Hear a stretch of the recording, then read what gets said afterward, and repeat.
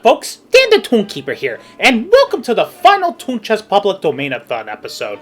So, surprise, surprise, we are going to be covering Steamboat Willie finally. Yep, this is it, folks. Steamboat Willie is the cartoon that everybody has been waiting to enter public domain for quite some time now. In some cases, even fearing it, as with Disney, hence their involvement in the 1998 Copyright Term Extension Act, which became dubbed as the Mickey Mouse Protection Act, and also why, well, I'm going to be wearing these mouse ears every time I do a Public Domainathon video to lampoon that fact. So I think the copyright situation regarding Steamboat Willie itself and the 1928 design of Mickey Mouse is pretty straightforward. I think where confusion arises, though, is when we're talking about the other 1928 produced Mickey Mouse shorts, namely Plain Crazy and The Galloping Gaucho. So Plain Crazy, as you all know, was the actual first produced Mickey Mouse cartoon, originally produced as a silent. Same deal with The Galloping Gaucho, which came after Plain Crazy in production. So two Mickey Mouse shorts produced before Steamboat Willie, originally intended to be silent.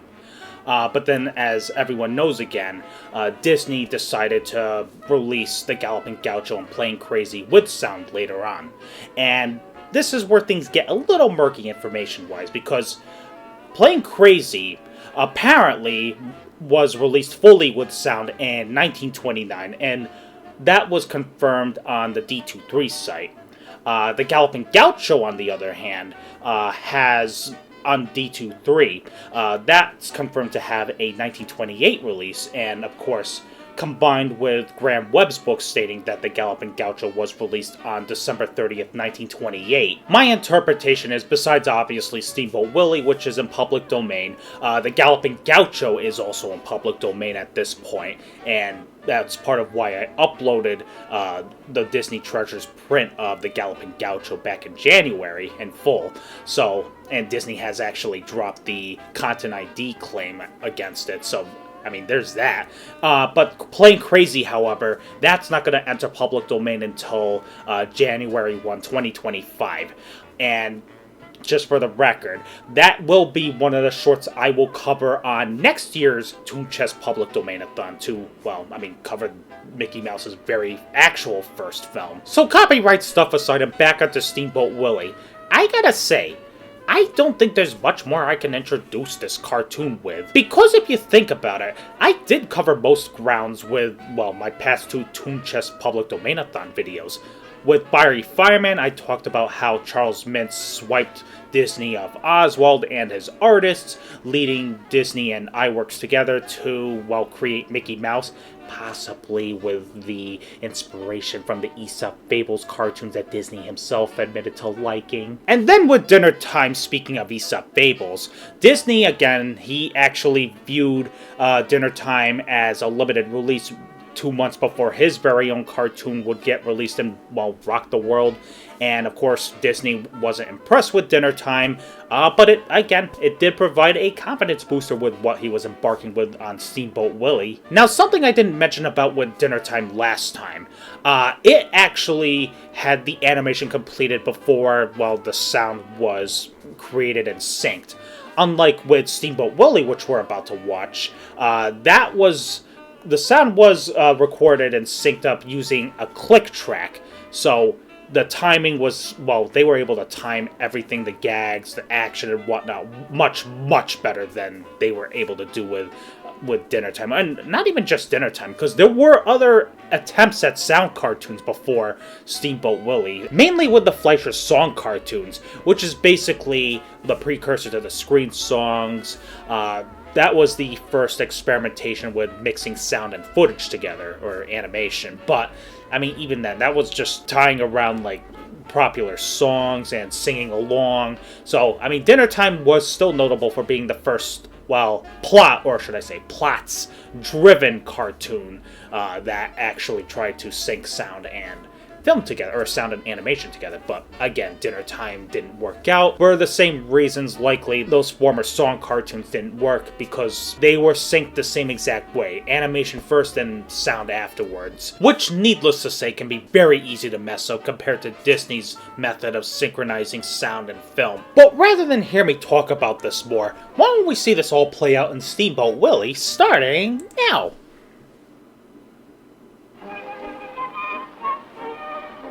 1929. Now that's pretty curious. Kind of makes you think.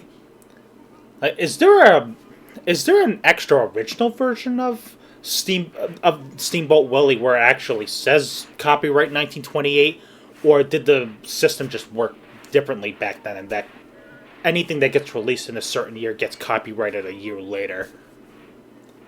I'm not entirely sure of how that all works, so leave a comment below if you have any ideas and or simply know more about the subject. Cat and mouse. Eat your heart out, Tom and Jerry. And that's what I call rubber hose. Maybe Mickey's not a mouse, he's actually a hose. Mickey hose. Hehe. I'm sorry, folks. That must have made your ears bleed right now. You know, little old me used to wonder why Pete would spit out a chocolate bar every time he'd chew it here in this particular scene. But little did I know. I mean, I was just a kid. I didn't know that it was not a chocolate bar. And that duck looks way too happy being stuck in that tiny crate.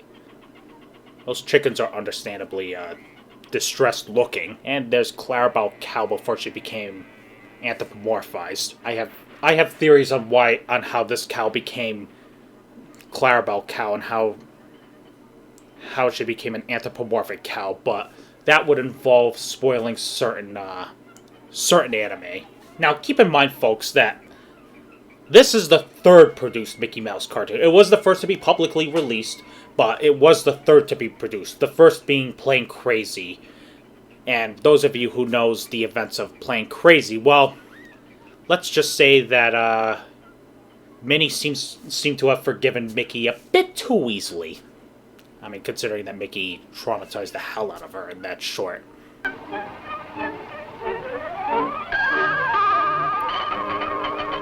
I don't know, maybe Mickey begged Minnie to come back and said, I'll let you use a goat as a record player if you come back on.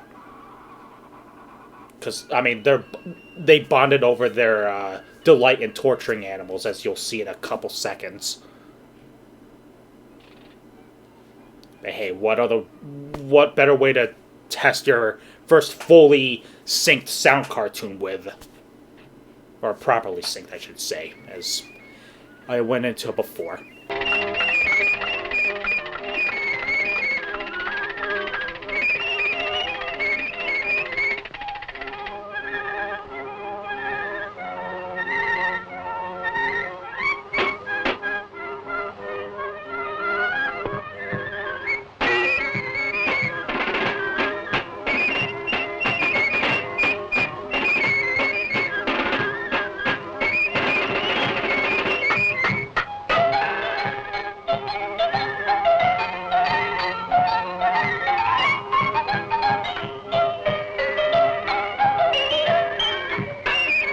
Note to self, when Mickey Mouse is doing something musical and playing around with instruments, stay the hell away from him.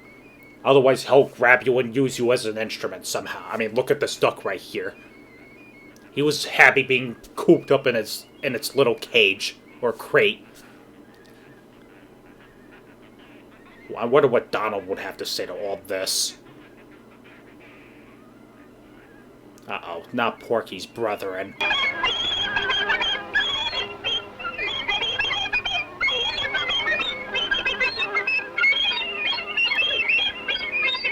Not even nursing mothers are spared from Mickey's musical wrath. Look at this. And just for the record, this part right here was actually cut from the VHS release of this. I had this on the limited gold edition Mickey VHS set. Yeah, that scene was cut. The plucking the mother like that. I wonder if it was cut from... Probably was cut from TV airings as well. But yeah, I actually didn't see that until semi-recently. And by semi-recently, I mean like within the past 15 years, long after VHS tapes were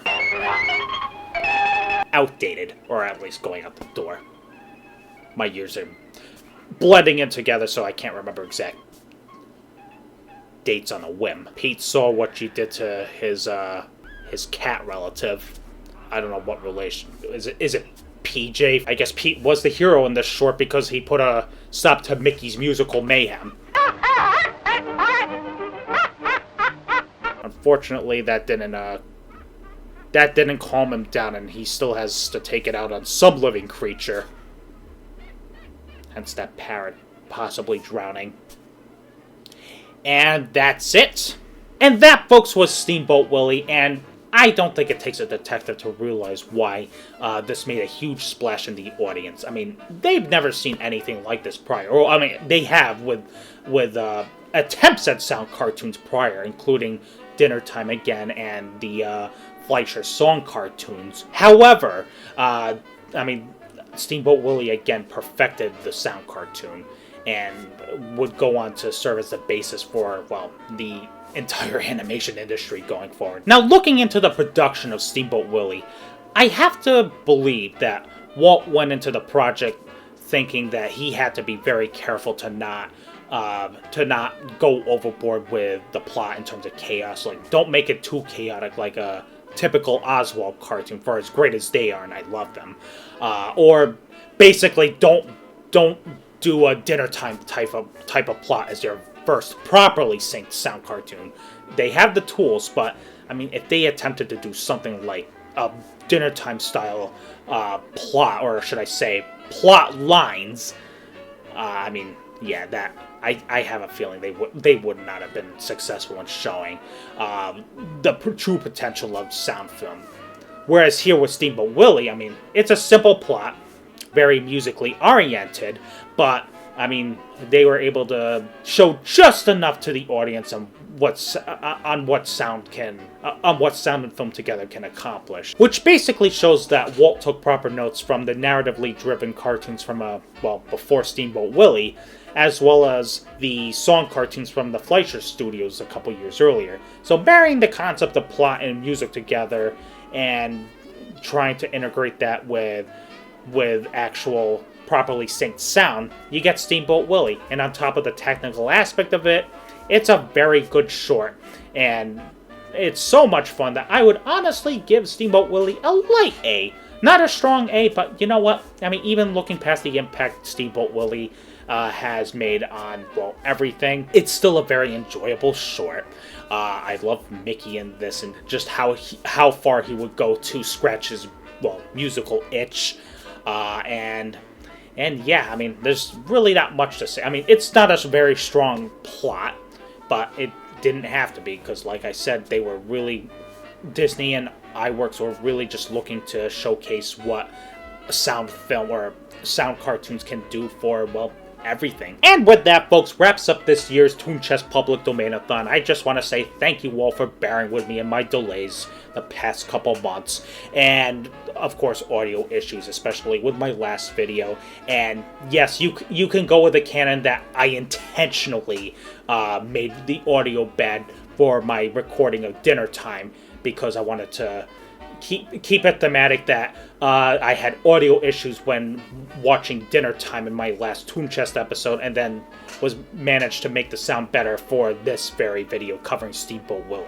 So yeah, you could consider that canon. But that aside, so yeah, this is something I intend to make a yearly tradition, to do a public domainathon for well, I mean, the cartoons that just entered public domain as of that year. So 2025, that would mean 1929 cartoons that enter public domain as of January 1, 2025. And there's quite a few cartoons that we are going to be covering next year.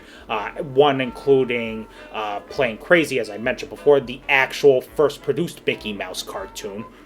That's the year the Silly Symphonies premiered, as well as the year that, while Charles Mintz would produce sound cartoons with Columbia, Walter Lantz finally got his own studio under Universal.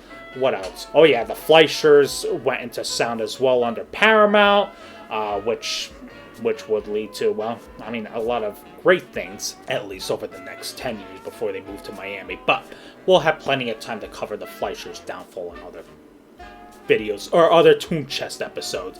But point being, yeah, This is going to be a yearly tradition going forward. It's very possible that my Toon Chest episodes later this year may randomly select one of the cartoons that I'm showing on screen. And if so, I'm just simply going to select a substitute, like maybe the next released cartoon. In the meantime, though, we're going to be going back to, well, the regular Toon Chest episodes, starting with the next video up until, well, the end of the year. So, quite a bit to look forward to, and I will see you all next time. Take care, folks!